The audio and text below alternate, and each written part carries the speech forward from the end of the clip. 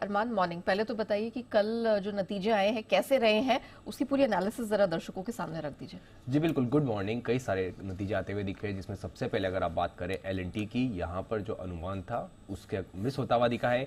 आय लगभग 19% बढ़कर आई है, मार्जिन 10.94% से गिरकर 10.4%, 10.5% के आसपास आते हुए दिखे। हालांकि अनुमान 11.4% का था।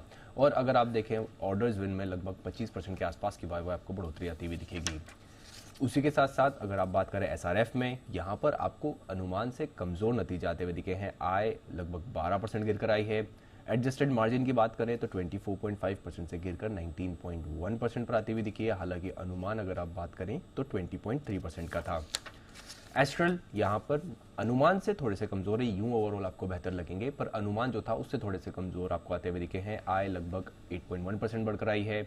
मार्जिन की बात करें 14.7% से थोड़े से इंप्रूव होकर 15% पर आते हुए दिखे। हालांकि अनुमान 16.7% का था। डॉक्टर रेड्डीज अनुमान से बेहतर नतीजे हैं। आय 7% बढ़कर आई है। मार्जिन 28.7% से अगर आप देखें गिरकर 28.1% आए हैं, पर अनुमान अगर आप बात करें तो 28% का था। वोल्टास की बात करें तो यहाँ पर रेवेन्यू पर बीट है, हालांकि इबिटा और प्रॉफिट में आपको मिस आता हुआ दिखा है। आय 31% बढ़कर आई है। कामकाजी मुनाफे की बात करें, वहाँ पर अगर आप 63% के आसपास की आपको गिरावट दिखेगी। अंत में एम&एम फाइनेंस की बात करें तो अनुमान से बेहतर जो है वो नतीजे आते हुए दिख रहे हैं। एनआईआई लगभग 9.4% बढ़कर आई है। एनएनपीए 1.7% से गिरकर 1.52% पर आते हुए दिखे। ओके, चलिए, तो ये तो बात हो गई नतीजों की, लेकिन खबरों के दम पर कहाँ का एक्शन? आज भी कोई नंबर्स एक्सपेक्टेड है? बिल्कुल, आज भी कई सारे नतीजे हैं, जिसमें निफ्टी में आपको मारुति सुजुकी, सन फार्मा, उनके नतीजे आते हुए दिखेंगे। एफएनओ में भी कई सारी कंपनियों के नतीजे आते हुए दिखेंगे। Ambuja cement, bank of Baroda, Jubilant food, Shri cement, Jindal steel. List जो है आपको काफी अच्छी खासी लंबी है। चंबल फर्टिलाइजर और केमिकल, बायबैक इनका बंद हो जाएगा। होनासा कंज्यूमर, इनका एंकर लॉक इन वो खत्म हो जाएगा आईपीओ के हिसाब से। नोवा एग्रीटेक, इनकी आईपीओ की लिस्टिंग है।